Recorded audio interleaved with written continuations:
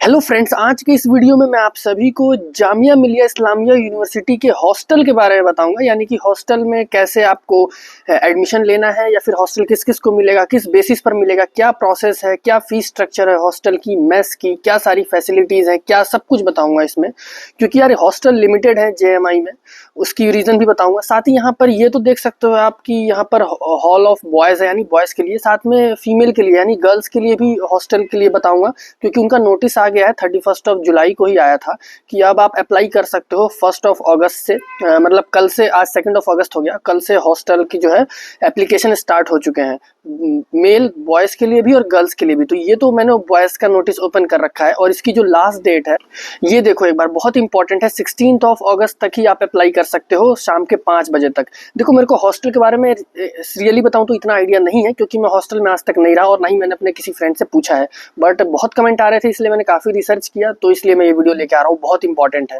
और अब देखो मैंने जैसा कि बताया था, सिर्फ बॉयज़ के लिए ही नहीं, गर्ल्स के लिए भी देख सकते हो, हॉल ऑफ गर्ल्स, इनके लिए भी 1 अगस्त से फॉर्म आ चुके हैं। बहुत सारे इस पे कमेंट आ रहे थे, तो आप सबके लिए प्रोसेस सेम है। आपको करना क्या है, देखो इनकी भी लास्ट डेट 16 अगस्त को है 5 PM तक, और ये सबको नहीं मिलता क्योंकि लिमिटेड है। अगेन बता रहा हूँ, आपको करना क्या है कि आप ऑनलाइन अप्लाई करना है इस यूआरएल पे, यानी कि इस वेबसाइट पे।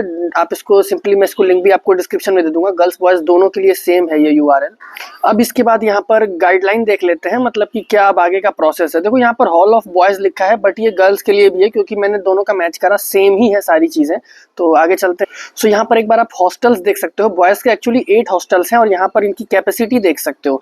गर्ल्स के लिए सिर्फ उनका अलग हॉस्टल, मतलब अलग उनके भी हॉस्टल्स हैं, तो उनकी भी अलग कैपेसिटी है। बस यही डिफरेंस है दोनों गर्ल्स और बॉयज़ में, बाकी सब प्रोसेस प्रोसीजर सब सेम है। सो यहाँ पर अगर हम प्रोसीजर की बात करें तो सबसे पहले तो यार आपको अप्लाई करना होगा, जो कि एप्लीकेशन फॉर्म जो मैंने आपको अभी स्टार्टिंग में बताया, गर्ल्स बॉयज़ दोनों के लिए। एनआरआई स्टूडेंट्स को आपको फॉरेन स्टूडेंट एडवाइजर के थ्रू आप अप्लाई कर सकते हो। साथ ही यहाँ पर एक डी पॉइंट पढ़ो, बहुत इंपॉर्टेंट है। अगर आपको दूसरा कोर्स ज्वाइन करते हो, अगर आप फर्स्ट में आपने एडमिशन लिया और आपको हॉस्टल मिल गया, फिर अगर आपने दूसरा कोर्स ज्वाइन किया तो आपको दोबारा से अप्लाई करना पड़ेगा हॉस्टल के लिए, आप उसको कंटिन्यू में नहीं रख सकते। अब देखो सबसे इंपॉर्टेंट चीज़, ये बीटेक के लिए हो गया या कोई भी कोर्स, सबके लिए सेम चीज़ है हॉस्टल में। एलिजिबिलिटी देख सकते हो, यहाँ पर सेल्फ फाइनेंस वाले हॉस्टल नहीं ले सकते, यहाँ पर फुल टाइम रेगुलर कोर्सेज। ये देखो सबसे बड़ा पॉइंट है, मतलब रेगुलर वही जो सेल्फ फाइनेंस नहीं है। बीटेक के बहुत से ऐसे स्टूडेंट, इस बार बीटेक में सेल्फ फाइनेंस भी स्टार्ट हुआ है, इसीलिए समझा रहा हूँ। साथ ही यहाँ पर आपके 12th में 45% मार्क्स होने चाहिए, यानी क्वालिफाइंग एग्जाम में। अगर आप पीजी में एडमिशन ले रहे हो मास्टर्स में, तो आपके ग्रेजुएशन में 45 होने चाहिए। अगर आप ग्रेजुएशन में ले रहे हो तो 12th में होने चाहिए। अब देखो पहला रीजन, यहाँ पर एडमिशन क्राइटेरिया देख लो आप सब। सबसे पहले तो देखो आपको काफ़ी सारे बेसिस पर यहाँ पर एडमिशन मिलता है, 100 पॉइंट का होता है एक्चुअली। उनमें से सबसे ज़्यादा पॉइंट अगर आपके बनते हैं तो आपके काफ़ी अच्छे चांसेस हैं हॉस्टल मिलने के। सबसे पहला जो है किस बेसिस पर मिलता है, किस क्राइटेरिया पर, तो क्वालिफाइंग एग्जामिनेशन। अगर आपके देख सकते यहाँ पर अगर आप बीटेक में कर रहे हो या किसी ग्रेजुएशन कोर्स में कर रहे हो तो ऑब्वियसली 12th के मार्क्स क्वालिफाइंग में वही हुआ। अगर आप पीजी के लिए कर रहे हो तो ग्रेजुएशन के, अगर आपके इतने % मार्क्स बन रहे हैं तो आपको इतने पॉइंट आप ऐड करके चलो। सपोज किसी ने बीटेक में एडमिशन लिया और उसके 75% से ऊपर है 12th में, तो आप 40 पॉइंट अपने ऐड कर लो आउट ऑफ 40, यानी आपको 40 में 40 मिल गया। तो यहाँ पर ये काफ़ी ज़्यादा मैटर करता है। 100 में से 40 पॉइंट, 40% तो इसी का वेटेज है। अब दूसरा, यहाँ पर आपकी दूरी कितनी है, मतलब आप जहाँ रहते हो, आपका ओरिजिन है, सपोज कोई बिहार से है, पटना से है, तो अगर आपका कोई भी डिस्टेंस अगर 1200 किलोमीटर के अंदर आता है दिल्ली एनसीआर से, तो आपको 7 पॉइंट मिलेंगे आउट ऑफ 10।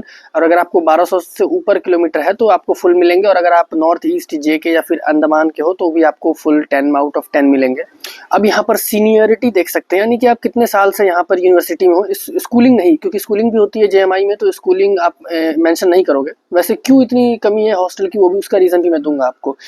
अगर आपकी 1 साल से आप पढ़ रहे हो, क्योंकि सेकंड ईयर में भी आप हॉस्टल के लिए अप्लाई करते हो, ज़रूरी नहीं है कि सिर्फ एडमिशन के टाइम ही आप करते हो। फर्स्ट ईयर में सपोज नहीं मिला तो सेकंड ईयर में आपको, देखो सेकंड ईयर में आपको 5 पॉइंट ऐड हो जाएंगे। और अगर सेकंड ईयर में है, थर्ड में जा रहे हो तो 7 पॉइंट, फाइनल ईयर को 10 पॉइंट मिलेंगे आउट ऑफ 10।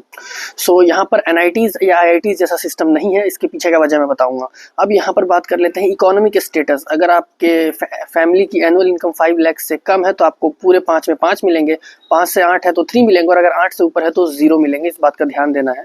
साथ ही यहाँ पर अगर आप एनसीसी और एनएसएस के देख सकते हो कितने पे कितने पॉइंट मिलेंगे, इनका मेरे को डिटेल में आइडिया नहीं है, इसीलिए आप देख सकते हो। आप सब जानते हो कि अगर आप एनसीसी या एनएसएस कैटेगरी से हो तो। और एक इम्पॉर्टेंट चीज़, इस फिफ्थ में देखो बी और सी है, यानी कि ऑप्शन में है और, यानी कि आप देख सकते हो दोनों में से।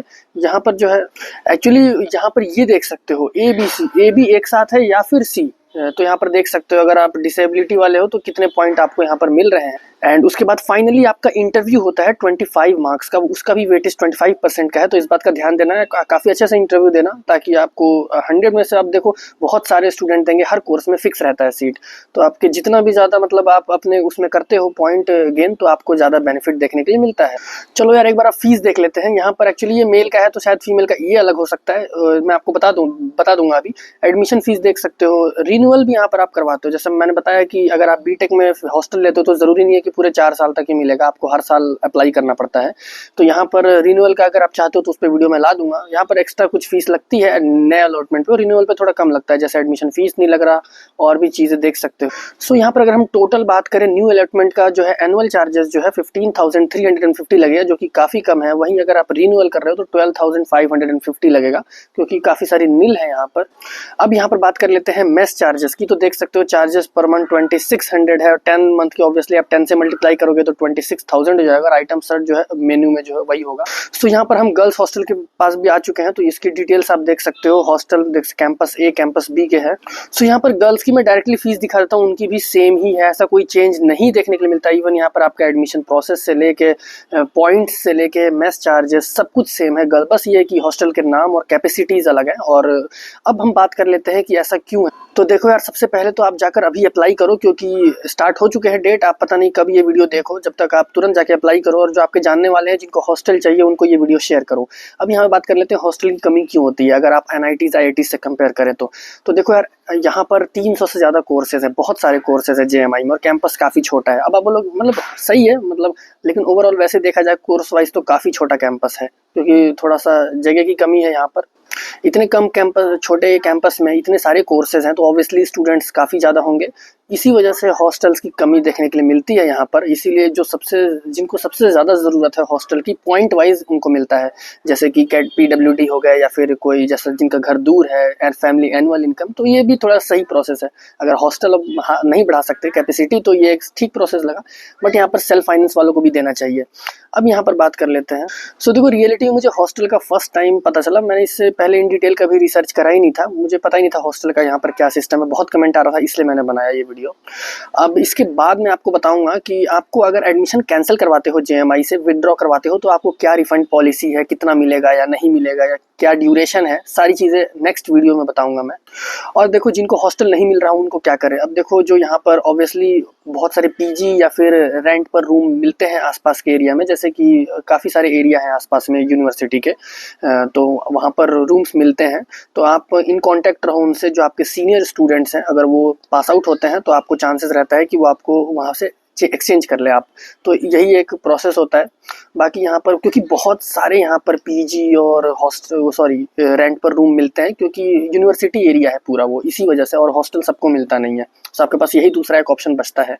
सो यहाँ पर हमारी वीडियो कंप्लीट जाती है। अब कोई डाउट आता है तो कमेंट्स में पूछ सकते हो, या फिर इंस्टाग्राम पर भी। मेरी इंस्टाग्राम ID की लिंक आपको डिस्क्रिप्शन में मिलेगी। और आप लोकेशन तो देख ही सकते हो, पीछे बैकग्राउंड में मैं ऊपर हूँ, तो पूरा पीछे स्काई दिख रहा है। सो यहाँ और बर्ड्स की भी आवाज़ आ रही है। सो सब्सक्राइब करने के बाद बेल आइकन प्रेस कर देना। बाकी मिलते हैं कल की एक और ऐसी ही इंपॉर्टेंट वीडियो में।